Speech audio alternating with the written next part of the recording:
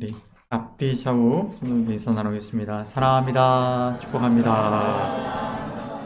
환영합니다. 잘 오셨습니다. 기도하겠습니다. 걸어가신 아버지 하나님, 귀한 말씀 허락하여 주심에 감사드립니다. 이 말씀 함께 나눌 때 성령께서 각 사람의 심령 가운데 내주하시고 조명하여 주셔서 말씀의 참 뜻을 밝히 깨달아 알게 하시고 이 말씀 따라 살아갈 수 있는 지혜와 용기와 믿음을 더하여 주옵소서. 예수 그리스도 이름으로 기도합니다. 아멘. 할렐루야. 8절 넷째 주일입니다. 오늘 말씀을 우리가 한 장의 지도를 보면서 시작하려고 합니다. 네, 바울 사도의 2차 선교 여행이죠. 스리 안디옥에서 교회에서 출발하여서 다소를 거쳐서 쭉 원래 목표는 에베소였지만 하나님의 뜻은 유럽 선교에 있으셨다. 그래서 드로아에서 배를 타고 마케도니아, 그리스로 이어지는 선교 여행이 펼쳐지게 됩니다. 2차 선교 여행에서 중요한 지역이라고 한다면 아테네를, 여기 아덴이라고 되어 있는데 아테네를 거쳐서 고린도에 간 것이 굉장히 중요한 사건이었습니다. 우리가 고린도 이야기를, 고린도 교회 관련된 이야기를 저희가 지난주에도 말씀을 나눴는데 오늘 또 그 얘기를 함께 나누려고 합니다.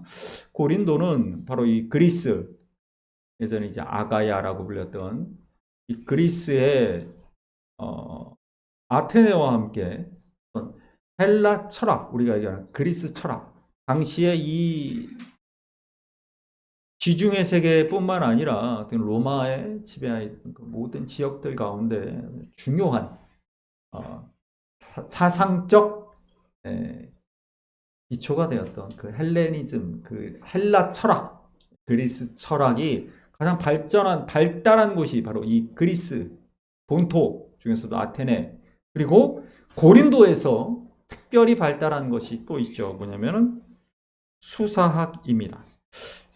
그림을 한 장 보여주시면, 유명한 그림이죠. 자크 루이 다비드 그림. 소크라테스의 죽음. 소크라테스가 독배를 마시고 죽은 이야기가 굉장히 유명하죠. 근데 이 등장하는 사람들을 소피스트라고 합니다. 소크라테스와 소피스트들. 소피스트가 누구냐? 소피스트가 누구지? 소피스트가 누구냐면 그 다음 그림 보여주시면요. 네. 그리스어로 철학이 무엇이냐? 필로소피죠. 필로소피. 철학이 필로소피입니다. 필로소피는 필로스, 사랑과 소피아, 지혜를 합친 말입니다. 지혜를 사랑하는 것, 그것이 철학이다라는 것이죠. 소피스트는 누구냐? 바로 이 소피, 지혜, 이 소피아에서 나온 겁니다. 이 소피스트들은 어떻게 말하면 철학자들이기도 하고요. 사람들에게 수사학을 가르쳤던 사람. 수사학이 뭐냐? 말하는 겁니다. 어떻게 말을 잘하는가? 웅변술이기도 하고요. 당시에 변호사 역할들도 했었고, 사람들에게 말을 잘하는 법을 가르친다. 여기서 말을 잘하게 한다는 법을 가르친다는 게 뭘까요? 말싸움에서 이기게 하는 법을 가르치는 겁니다. 네. 토론에서 이기는 법을 가르치는 거. 네. 왜냐하면 변호한다라는 그 재판에서 변호한다라는 그 개념 자체가 그거죠. 상대의 주장을 내가 반박하여 이겨야 돼요. 그래야 승리하는 거죠. 그렇기 때문에 사람들에게 돈을 받고 말 잘하는 법을 가르치는 거예요. 그래서 말싸움에서 이겨야 돼. 네. 말싸움에서 이기는 사람이 지혜로운 사람이에요. 그러니까 소크라테스가 유명한 것은 산파술로 유명하죠. 산파, 우리가 지금은 이제 산파가 없죠. 지금은 있긴 있습니다. 지금도 자연분만 하시는 분들이 대개 가정에서 계시기 때문에 있긴 있지만 지금은 거의 다 산부인과에서 출산을 하죠. 이건 출산을 돕는 사람을 산파라고 하죠. 소크라테스의 산파술이 유명한 이유는 바로 상대에게 끊임없이 질문을 던짐으로써 대화하는 상대가 깨닫게 하는 그러한 수사법으로 유명한 것이죠. 고린도, 이 배경이 고린도입니다. 고린도 사람들은 바로 그런 수사학, 말 잘하는 사람이 최고. 예.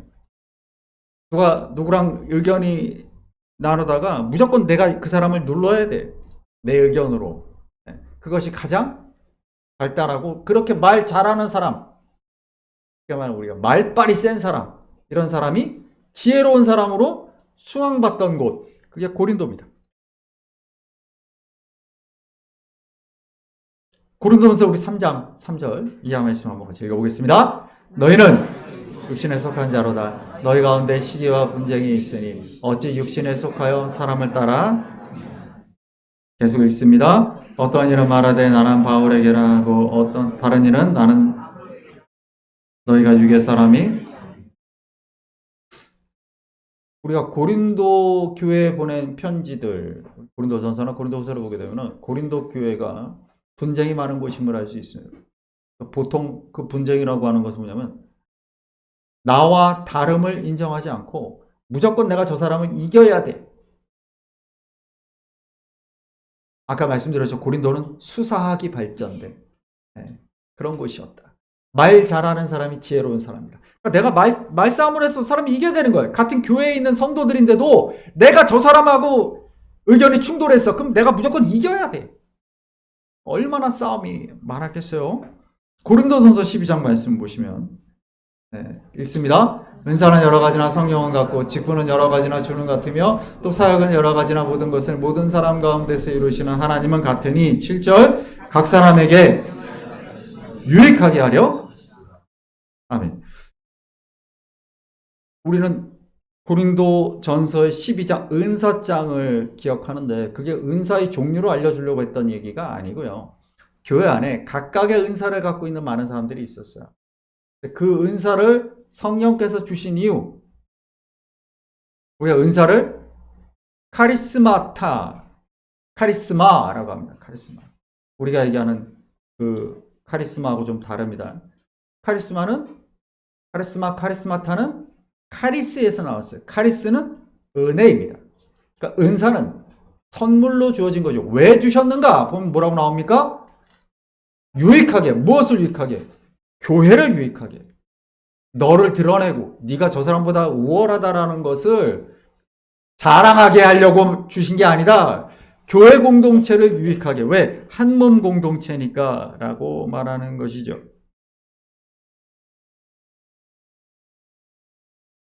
그래서 성경에 보면 십자가는 미련한 것이다 이렇게 얘기를 합니다. 왜 십자가가 미련한 것인가? 바로 이 사람들이 말하는 그 지혜라는 개념을 우리가 기억할 필요가 있다라는 것이죠. 당시에 이 고린도 사람들, 특별히 이 그리스 문화에 있던 사람들은 수사학, 화려한 수사학, 내가 말을 되게 잘하고 논리적으로 탁월하고 그래서 말싸움에서 승리하는 그런 지혜를 숭상했던 그러한 곳이라는 걸 우리가 기억해야 합니다. 그렇게 볼 때 십자가는 정말 미련한 것이에요. 실패자의 상징이에요. 이기지 못했거든요. 약함의 상징이죠. 왜 바울이 약함과 강함을 이야기하는가? 제가 계속 그 주제를 갖고 이야기하는데요.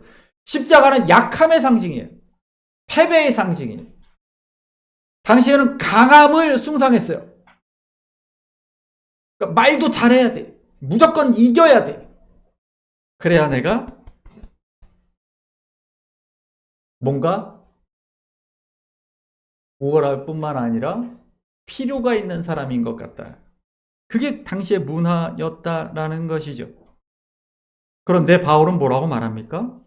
세상에 그런 지혜는 하나님을 알지 못한다. 그러니까 그런 생각을 갖고 있는 사람들은 십자가를 이해하지 못한다라고 말하는 거예요. 그러니까 불신자들과 그리스도인의 차이는 거기에 있어요.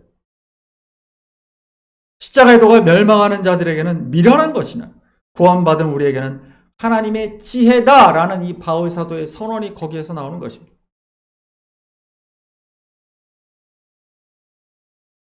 우리 고린도전서 12장 24절도 읽어볼까요? 읽어봅니다. 우리의 그럴 필요가 없느니라. 오직 하나님. 더하사 25절 몸 가운데서 아멘. 몸으로 우리를 한 몸으로 만드신 교회 공동체를 이야기하는 고린도라는 그 도시에 지난주에 제가 말씀드렸던 아크로고린도, 그 고린도에 있던 그 큰 산, 해발 500m짜리 산인데 그 산 맨 위에 뭐가 있었어요? 그렇죠. 아프로디테, 사랑의 비너스, 여신의 신전이 떡 버티고 있었고 1000명이 넘는 여사제가 거기서 제사를 지내고 있었던 바로 그곳이죠. 외적인 아름다움, 몸의 건강함과 아름다움을 숭상하던 곳이었다는 거예요. 지혜를 숭상하고 몸의 이 외적인 아름다움을 숭상하던 곳. 우리가 그것을 기억하면서 이 말씀을 봐야 돼요. 그럼 뭐라고 말합니까? 우리의 아름다운 지체는 그럴 필요가 없느니라 오직 하나님의 몸을 고르게 하여 부족한 지체에게 귀중함을 더하셨다. 하나님이 우리 교회에 만약에 부족한 지체를 주셨다면 우리가 그를 환대하고 섬기는 것이 우리에게 주신 하나님의 복이다라고 말하고 있는 거예요. 고린도전서의 내용이 그렇습니다. 고린도전서 12장 31절 한번 말씀 읽어볼까요? 시작. 너희는 아멘. 12장의 마지막이죠. 더욱 큰 은사를 사모하라. 그렇죠? 더 큰 은사가 있다. 가르치는 것, 방언하는 것, 예언하는 것, 그 모든 것보다 더 큰 은사가 있다. 그리고서 13장으로 넘어가는데 제가 예전에도 말씀드렸지만 원래 성경은 장절로 이렇게 쪼개져 있지 않았어요. 나중에 우리가 읽기 편의를 위해서 이렇게 쪼개놓은 것 뿐입니다. 성경을 이렇게 만들면서. 그러니까 이건 이어지는 얘기예요. 1절 읽어볼까요? 내가 사람의 방언과 천사의 말을 할지라도 사랑이 없으면 소리나는 구리와 사랑, 우리가 잘 알고 있는 사랑장이죠. 사랑이 시작됩니다. 근데 이 사랑이 헬라어로 아가페죠. 우리 아가페 잘 알고 있습니다. 아가페 사랑 잘 알고 있죠. 아가페 사랑이라는 것은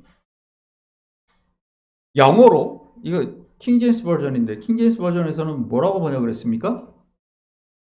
charity라고 번역을 했죠. charity. 러브가 아닙니다. 이게 가장 중요한 부분입니다.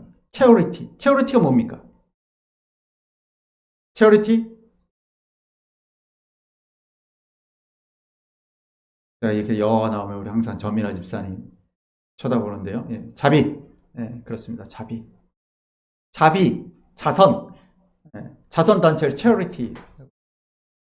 긍휼, 불쌍히 여겨서 거저주는 것, 도와주는 것, 그게 charity입니다. 그러니까 러브가 아니에요. 믿음, 소망, 사랑에 이 바울 사도가 얘기하는 이 사랑을, 그러니까 아가페를 우리 성경에 사랑에 대해서 여러 가지 단어들이 있는데 아까 필로도 나왔었죠? 필로, 에로스, 아가페 여러 가지 사랑이라고 한 단어로 우리가 번역을 했지만 다 다른 단어란 말이죠. 하나님의 사랑, 그 하나님이 말씀하신 그 아가페가 뭐냐? 체어리티예요. 네. 자비, 자선, 긍휼 이걸 얘기하는 겁니다. 고린도가 어떤 곳이라고 제가 말씀드렸습니까? 고린도는 아크로 고린도 그 언덕 위에 그 높은 산 위에 세워진 1000명이 넘는 신전에서 창녀의 역할을 하고 있는 여자들이 있었고 그들이 외적인 아름다움을 숭상하는 그러한 도시에서 그들이 말하는 그 사랑은 뭐 어떤 사랑이냐? 사랑의 비너스, 사랑의 아프로디테가 의미하는 그 사랑은 뭐겠어요? 에로스입니다. 에로스. 그러니까 필로스와 에로스의 도시가 바로 고린도였어요.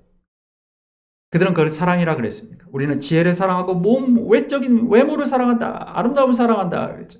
바울은 진짜 사랑을 얘기하는 거예요. 아가페다 라고 말하죠. 하나님의 사랑은 아가페다 라고 말합니다. 그래서 우리 그 유명한 자기의 유익을 구하지 아니한다라는 이 고린도서 13장의 그 말씀이 왜 중요하냐? 필로스, 에로스는 다 자기의 유익을 구하는 사랑이에요. 나를 위한 사랑이에요. 타인을 위한 사랑이 아니라 나의 기쁨과 나의 만족을 위한 사랑입니다. 그런데 지금 바울이 말하는 성경의 사랑은 이게 아니다라고 말하고 있는 것이죠. 제가 그림으로 이걸 정리를 해봤어요. 고린도 교회의 상황과 세 가지 사랑. 고린도 아까 제가 말씀드렸죠? 말싸움에서 이기는 게 지혜로운 거야. 그래서 그런 세상 문화 속에서 교회 안에서도 끊임없이 말싸움을 해서 내가 이기려고 그럽니다. 교인을 이겨먹으려고 그래요. 그래야 내가 우월한 존재 같고 지혜로운 존재 같죠. 끊임없이 다투고 분쟁하는 이야기가 고린도전서에 가득합니다. 또한 에로스, 저 위에 세워진 아프로디테 여신의 신전, 이들이 끊임없이 그런 외적인 아름다움과 지혜를 숭상하는 그런 문화 속에 있던 그들을 향하여 아가페를 이야기하는 겁니다. 아가페. 하나님의 사랑은 무엇이냐?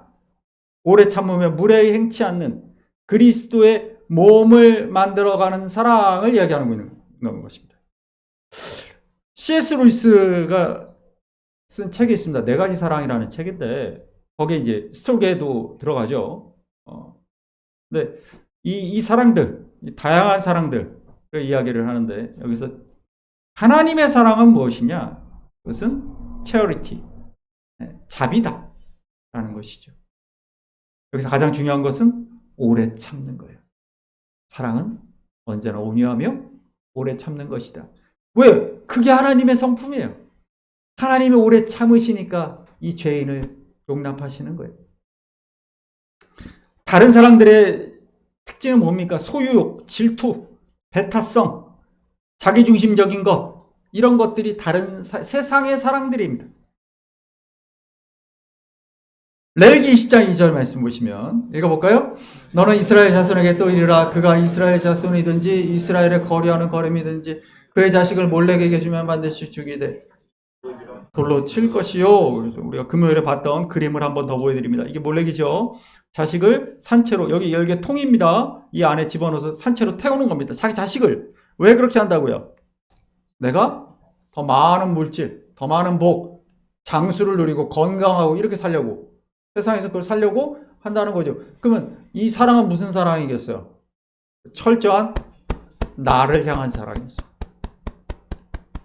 이 세상을 사랑하는 목적이 뭐야? 내가 잘 되려고 하는 거야. 내가 기쁘려고 하는 거야. 내가 누리려고 하는 거야. 말다툼을 하더라도 내가 이겨야지. 내 생각이 맞는 것 같은데. 내 생각이 맞는데 내가 왜 물러나? 내가 왜 옳은 일을 했는데 저 사람이 잘못했는데 내가 왜 사과를 해? 내가 옳은데. 내가 맞는데. 내가 더 지혜로운데. 그죠? 창세기 22장 12절 오늘 본문입니다. 읽어봅니다. 그가 이르시되 그에게 내 손을 대지 말라.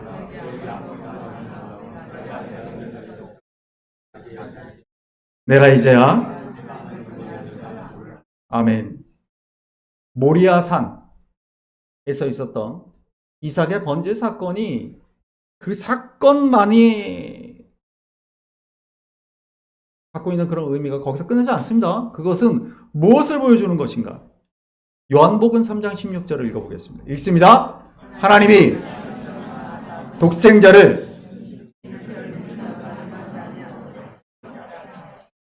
아멘. 이삭의 사건은 사실은 아브라함의 독자 이삭의 사건은 하나님의 독자, 하나님의 독생자 예수 그리스도를 주시는 사건을 예표하는 것입니다. 22장 6절 한번 읽어볼까요? 6절입니다.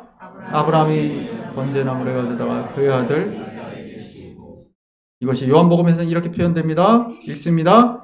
그들이 예수를 맡음에 예수께서 자기 십자가를 지시고 히브리 말로 골고다라는 곳에 나가시니 이삭이 나무를 자기가 불태워질 그 번제나무를 등에 지고 그 산을 올라가듯이 예수님도 골고다 언덕을 십자가를 지고 오르셨다. 창세기 22장 2절 말씀 봅니다.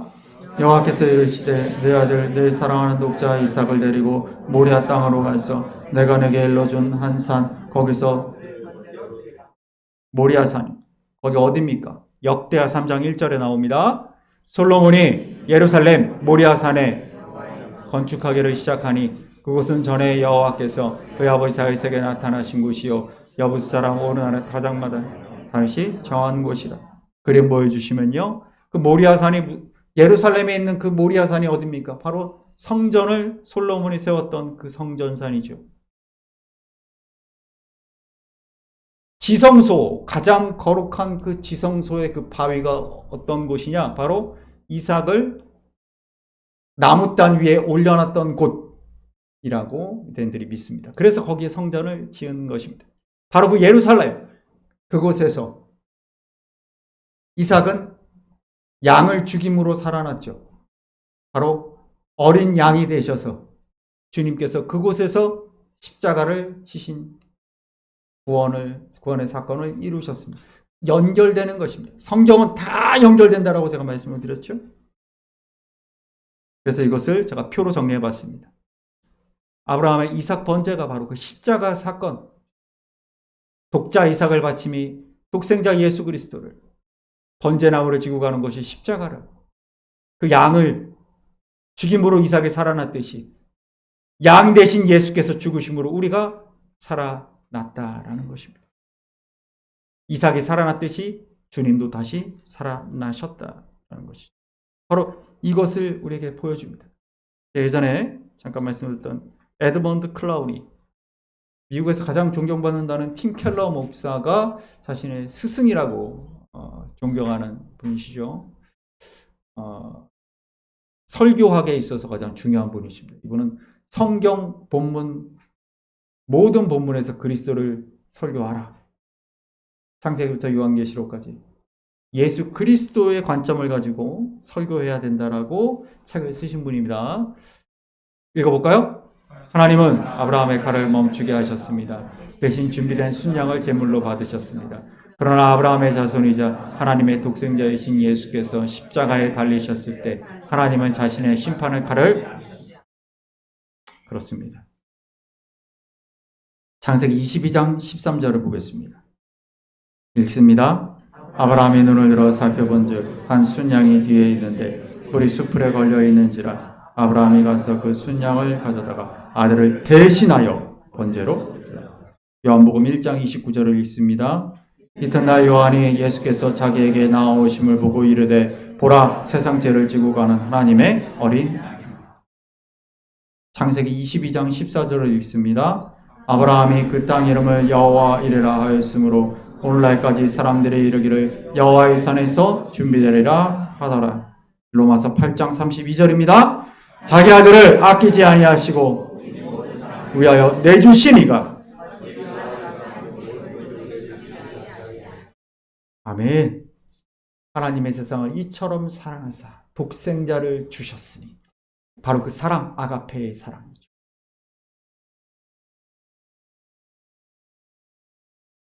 하나님이 보여주신 사랑은 무엇입니까? 고린도 사람들이 믿고 있었던 소유하는 사랑이 아니죠. 나를 위한 사랑이 아니죠.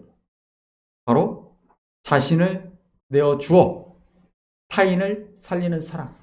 내가 양이 되어 이삭을 살리는 사랑. 고린도교의 분열은 그런 세상의 지식과 지혜를 자랑하며 자기를 높이려 했기 때문에 일어나는 것들이죠. 바울은 바로 그들을 향하여 하나님의 사랑, 아브라함이 보여준 믿음과 하나님의 독생자를 내어주신 그 십자가의 사랑을 그들에게 깨닫게 합니다. 에로스도 아니고 필로스도 아니고 아가페다라고 말하고 있는 것이죠.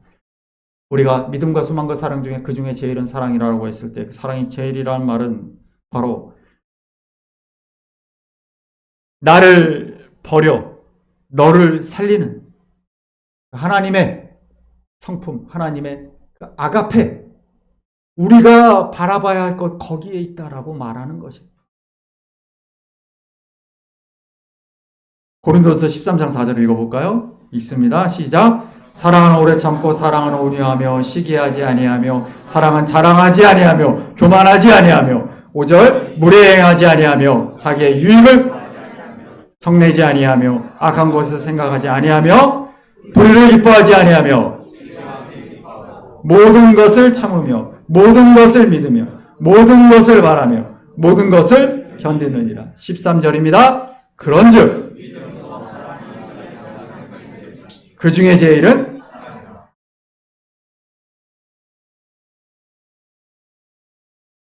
헬라어로 피스티스, 엘피스, 아가페, 믿음, 소망, 사랑입니다. 그 체리티죠. 하나님의 그 사랑, 나를 향한 사랑이 아니라 타인을 향한 사랑입니다. 그래서 이것이 성도의 삶에서 어떻게 나타나는가를 갈라디아서 5장 22절, 23절에서 바울은 이렇게 이야기합니다. 읽어보겠습니다. 오직 사랑과 희락과 화평과 오래 참음과 자비와 충성과 온유와 절제니. 아멘. 그렇습니다. 우리가 믿음, 소망, 사랑 고린도전서 13장을 오해하는데 여기서 믿음은 뭐라고 표현합니까? 충성입니다. 피스티스가 원래 의미하는 것이 충성이에요. 성경에 믿음과 소망과 사랑, 고린도전서 그 13장에 나오는 그 믿음이 바로 이 갈라디아서 5장에 나오는 충성, 피스티스입니다. 흔들림 없는 신뢰죠. 세상 흔들리고 사람들 주를 떠나도 나는 주를 섬기리. 그 찬양의 제목이 뭡니까? 오직 믿음으로.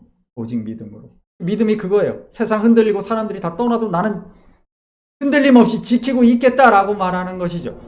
그게 충성입니다. 소망. 성경이 말하는 이 소망. 부활의 소망을 말하는 겁니다. 바울이 말하는 소망은 부활의 소망이에요.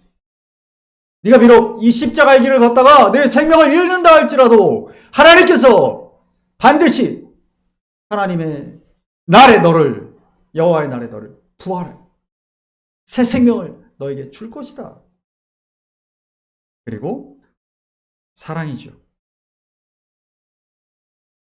자기를 내어주는 그 하나님의 그 예수 그리스도의 그 사랑. 여러분, 십자가의 길을 걷는다라는 것이 바로 이 믿음과 소망과 사랑.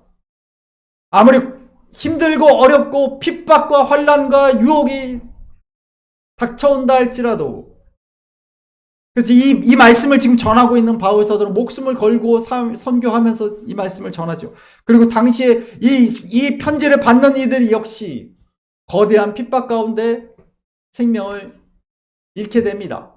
그러나 그럼에도 불구하고 이 십자가의 길을 걸어갈 때 믿음, 흔들리지 않는 충성, 소망, 육신의 생명을 잃는다 할지라도 부활의 소망, 그리고 무엇보다도 나를 위해 십자가에서 죽으심으로 생명을 내게 주셨던 그 사랑, 너도 그 길을 걸어라라고 말하는 그게 십자가의 길입니다. 십자가의 의미는 바로 거기에 있습니다. 그렇기 때문에 성도의 삶이란 무엇인가? 바로 이 갈라디아서 5장에 나오는 이 성령의 9가지 열매가 뭘 의미하는가? 나 중심적인 삶에서 벗어나 이웃의 유익을 구하고 자신의 권리를 포기하고 이웃을 섬기는 그러한 삶입니다. 예수 그리스도의 십자가의 삶이에요. 나 잘 되려고 신앙생활하고 나 은혜 받으려고 신앙생활하고 나 축복받으려고 신앙생활하는 것은 성경이 말하는 믿음과 소망과 사랑의 십자가의 길이 아닙니다. 오늘 성가대가 310장 찬송했죠? 네, 아주 은혜로운 찬양 감사합니다. 310장을 지으신 피틀 목사님은 미국 남북전쟁에 소령으로 참전했다가 오른팔을 잃습니다. 그래서 야전병원에서 이렇게 야전 침대에 누워있어요.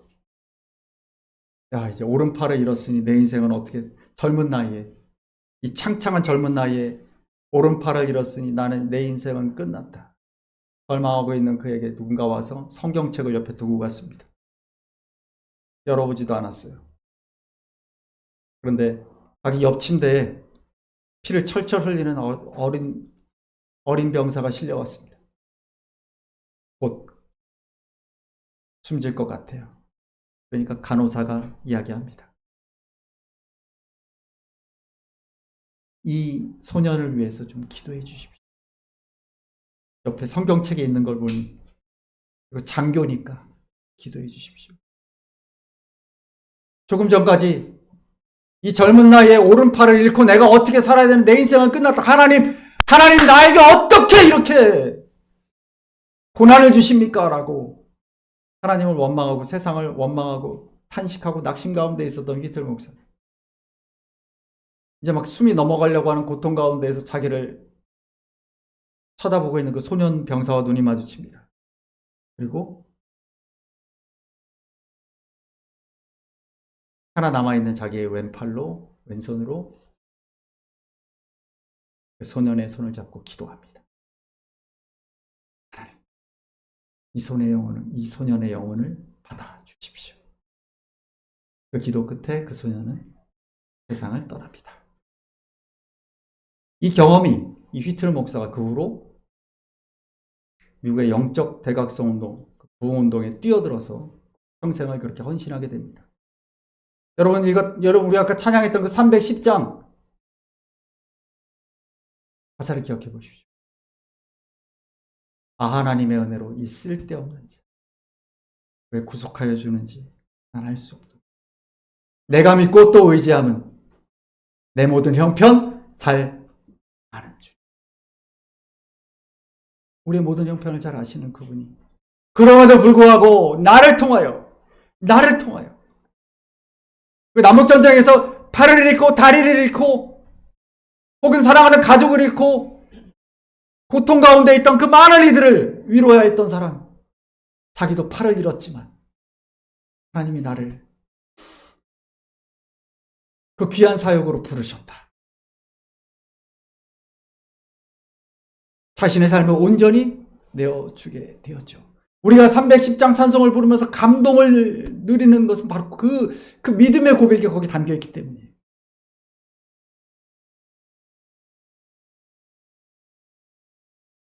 하나님께 죽기까지 순종하셨던 예수 그리스도의 신실함, 그 충성, 그 믿음, 그리고 십자가 죽음 너머에 영원한 생명을 확신하셨던 그 예수 그리스도, 그 소망, 죄인을 위해 자신을 십자가에서 온전히 내어주셨던 그 전적인 자비의 사랑, 믿음, 소망, 사랑, 이것이 바로 우리가 걸어가야 할 십자가의 길인 줄 믿습니다.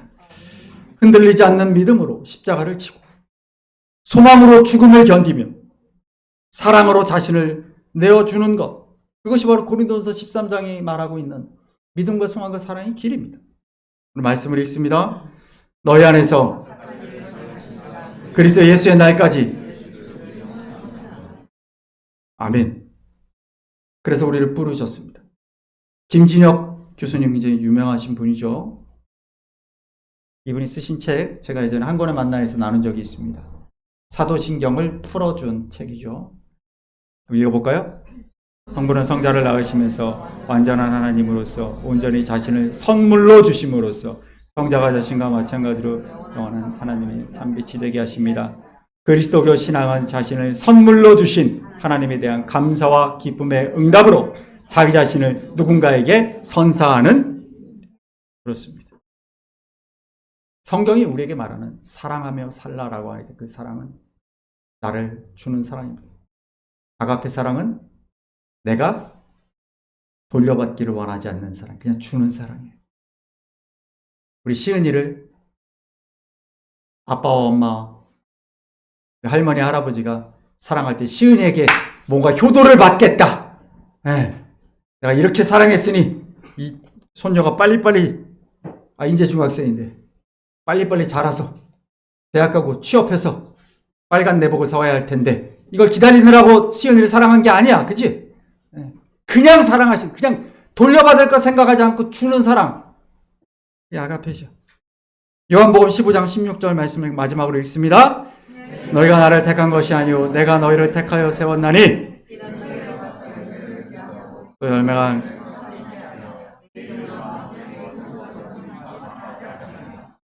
아멘. 우리 손목은 집사님, 우리 이혜화 어머님 어제 신방한 사진을 올려주셔서 참 감사했어요. 매주 화요일마다 우리 정결구 집사님 또 신방하시고 위로하시고 사랑으로 그렇게 섬겨주시는 것을 늘 저는 감사하고 있습니다.